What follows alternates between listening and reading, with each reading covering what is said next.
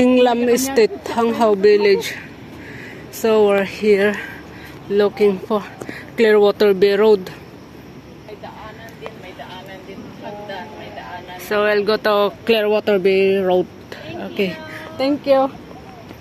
So let's go up. Step na naman, walang problema. Hindi tayo narayuma. Maulan nga lang ang weather.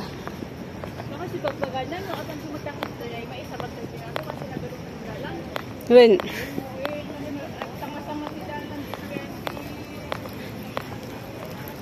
Wow, no rain.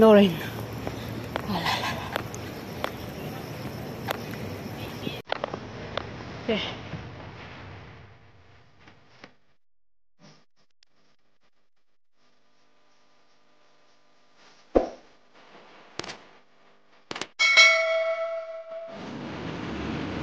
From exit A, tawid tapos dito. Makikita nyo na yung KFC. We're going to Dakling Hill.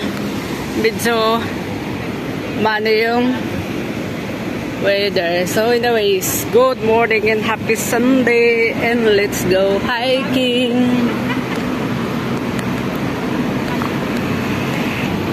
So diretso din eh. West to East. TKO.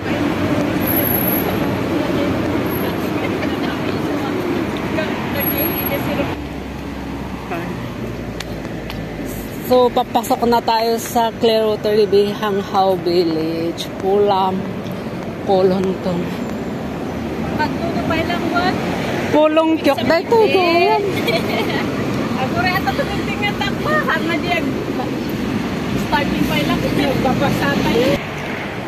So, ito yung dinadaanan natin. Warning. Tatay mo na diyan. Bubuhay mo.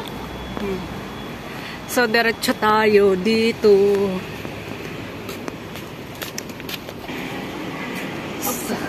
Wait. Tapos, saglip tayo pababa. So, papasok tayo sa may...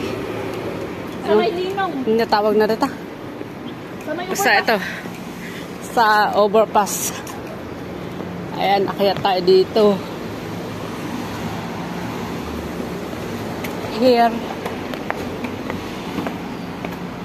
May bisita kami. Yan. At blessing in disguise. Diyan nga blessing dati. Blessing ti panag-akyat na yun. Init. Ang lakas ng ulan no.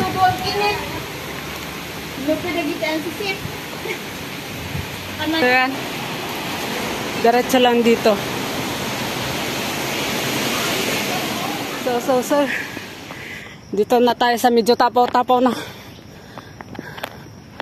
Okay.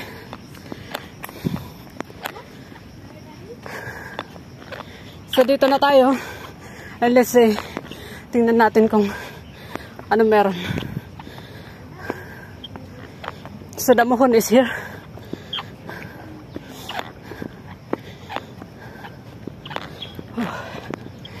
Ito. Ayan. Yan ang muhon. Ito. Ang dinadayo-dayo namin. Yan. So, it takes 20 minutes, 30 minutes. Alright, 30 minutes ko na.